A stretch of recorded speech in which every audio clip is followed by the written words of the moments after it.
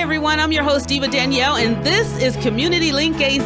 Thank you for joining the show. This is the internet show that's a resource for you to people, products, and services in your own backyard you might not even know of. Please subscribe to our YouTube channel so you don't miss an episode. Each week, I'll introduce you to someone who is helping to make a positive difference in the community. We're going to have some fun, learn something new, and connect in a positive way. Let's start the show. Hi everyone, and welcome to another episode of Community Link AZ. I'm your host Diva Danielle. Thank you so much for stopping by my YouTube channel. If it's your first time, welcome. I'd like for you to hit that subscribe button so you don't miss an episode. Also, like my page on Facebook. Go to Community Link AZ, and that way you'll be kept up to date as to who I have coming up next as my guest and what I have doing in the community. What we're going to do today is talk to a fantastic woman. Each week I bring you someone different, and this is what I love about the show because there's so many diverse individuals in the community making a difference in the lives of someone else going forward. This is Laura Wilson, and she has an incredible story. When you hear her story, you're probably going to look at her and go, no way. But yes way, it happened to her, and she is someone who has a lot of strength and resilience. Laura is a mother, a cancer survivor, and also an author. She wrote a book, and she's going to share her encouragement through her book that she wrote. This is the book right here, Strength to Run, Hope and Strength in the Face of Suffering. So I'm so excited you're here on the show. So again, welcome to the show, Laura. Thank you. I'm excited to be here. And just to correct, it's the race of suffering. The race of yes. suffering. Okay. Kind of has a running theme. Yeah, no, it's good. We're going to have some fun because this is what I like to do. I like to open people's eyes so they understand that there's a lot of people in the community who have adversity, but they learn to overcome it, and from it they spawn something that's amazing that not only helps benefit the person dealing with it, but others going forward. So let's talk a little bit about your story and your journey and what led you to writing the book. But you first got to give us the background on your cancer because it is mind-blowing. Well, it is really rare. 1 in a million, and more common in Asian males. So there's the first fun fact of the day. Clearly not a male or Asian, but you know, anyway. So I actually had no symptoms, no reason to think I would have cancer. Found through one of my sons actually gave me a little neck massage that I had a lump in my neck. And after, to make a long story short, after a course of a few appointments, discovered that I had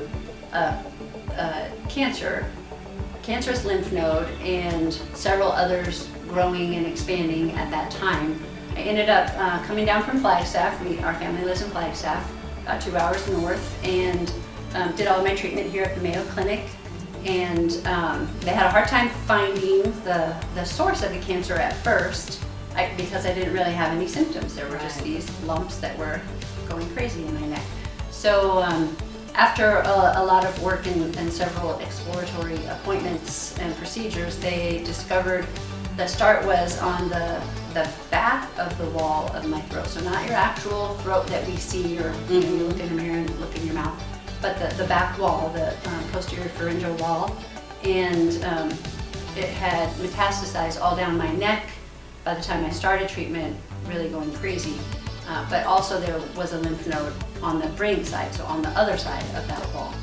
So initially we thought I would just be doing radiation or possibly a big surgery to remove whatever they could, take all of the lymph nodes out of my neck, kind of a massive neck dissection surgery, which was sounding scary. But then when they found the lymph node on the brain side, we had to shift gears to chemo and radiation. So I did 2 different courses of the chemotherapy and 7 weeks of radiation, which was not super fun. No, it's intense. The radiation treatment to the head and neck is really challenging because all of this tissue is just so sensitive. And so, as you know, radiation, in an easy way to put it, kind of burns cancer cells out in a sense. And so it burns you from the inside out. Yeah. So all of my throat and mouth and inside of my nose was not real pleasant. But what that translated to for me as a speech pathologist myself was swallowing difficulties, I lost most of my salivary function, so that still has not returned. Ongoing challenges with eating and swallowing because just of damaged tissue. But there was several months that I had to be on a feeding tube because I couldn't swallow at all. Not so much because I had swelling or things in my throat, but because of the damage from the radiation. It's amazing because Laura, her profession was a speech pathologist, and she was in charge of helping people who have come through difficult times relearn how to speak, use their salivatory glands. Is that how you pronounce it? Salivary glands. Salivatory glands. And swallowing. And swallowing. And now you became the patient, and they had to work on helping you do what you were helping other people do all along. Yes. So the roles were reversed. Yeah, now it's interesting how my experience and being miraculously blessed on the other side of that messy journey is how I can now work with some of my patients in a completely different way. Just firsthand. Walking through what I've been through, understanding what that means when people have some of the same issues or are on a feeding tube, have swallowing issues, they're not producing saliva. It's a challenge, and I have a different perspective now, for sure. Oh yeah, your eyes have been really opened up. Really opened. Well, let's get to the book, because I want to understand, through this process, what was it that made you say, now I think I want to write a book to capture all of this? Because a lot of people would shrink back and say, this is devastating, even though I'm getting better and I'm moving forward. But for you to put it on paper, and also to open the door to another, chapter of letting people in, is to be commended. So let's talk about the book. I really feel like I can't take credit for it. It's a faith-based story, for sure. It's a miraculous story that I never sat down and thought, I'm going to write this story down.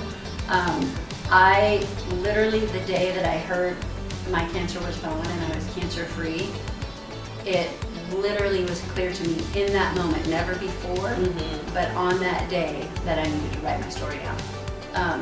Miraculously, to have survived stage 4 cancer, to have survived the treatment, which was brutal, and to have survived the feeding issues and the nutritional issues, and then some other complications along the way. It's a miraculous story that I feel like I happen to be in the story, and these are my feet on the cover, running, but not in my strength, in God's strength, and really my faith and God's miraculous mercy is what helped me write the book. We had journaled on the Carey Bridge throughout our the cancer journey, and so that was really helpful. We had those chunks of with a date and information of kind of a chronology of what had happened and when. So that's included in the book, little parts to the story. And so that's kind of the story of where it all began. I love that. And what I also love is that you're a mom. You have 4 children. Was there anything along the way that shifted? Because now your children were seeing you in a very different light. So did it strengthen your relationship? Did they pull away from you? Because it's overwhelming. How did they respond? That's a good question. That was my biggest fear is, what about the kids? How will they handle this? They were, I think, 7, 10, 13, and 16-ish at the time. And they all handled it very differently.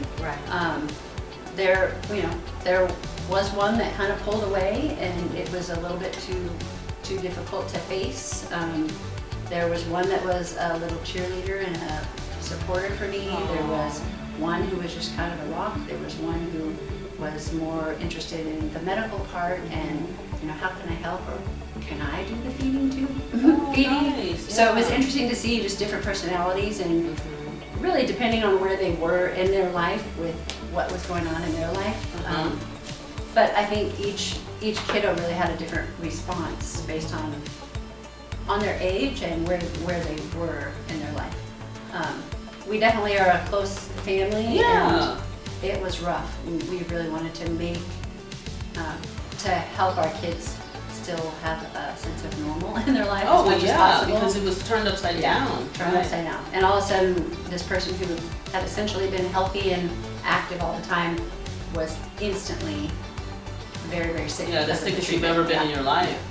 What have you learned from this, and what would you want to say to the individuals watching this right now going forward? Because someone always knows someone who's diagnosed with cancer. Yes, always. I would say, definitely my faith was stretched and strengthened. We really, really were blessed by our community, our family, our church family, our community just rallied behind me. Friends helped in every way known to man. That, in the beginning I thought I didn't need any help. I could do this myself. And it was clear pretty quickly that I couldn't. And I had friends that came and ran a birthday party for me. Friends that were, family doing laundry, somebody taking my daughter to gymnastics, just those little things that I thought I could do and couldn't. So it really showed community and support. And I'm thrilled anytime I get to talk about my book, not because I need something out of it, but because it can help somebody else and encourage somebody else in something hard, and not necessarily just cancer, because our world and life is hard, and hard things come at us, and so it's really a story of hope and strength when you don't have any.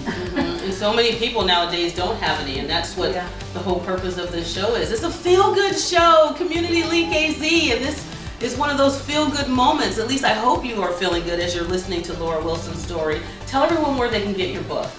Well, you can find it on Amazon, so all you have to do is go to Amazon.com and put in the title. There is another person somewhere named Laura Wilson, so you have to look for one that looks like me and has a book that looks like that. And then in Flagstaff, we actually have a few small shops that carry it. We have a few coffee shops, the Flagstaff Medical Center, not a bookstore, but gift shop has it. And I would love to find a few places in Phoenix to carry my book so that it can inspire and encourage somebody else going through something hard. This is fantastic. Well, again, I appreciate you being here on the show. I thank you for sharing your story. Thanks for having me. Yeah, and I hope if you know someone who's struggling, who might just need a pick-me-up, Laura's book could be the answer to help them see a different way and move forward in a positive direction. That's what this show is about. I thank you again for watching. Please subscribe to my YouTube channel and also follow me on Facebook. It's Community Link AZ. I'll have another fantastic guest for you next week. So until then, you take care, and I'll see you soon.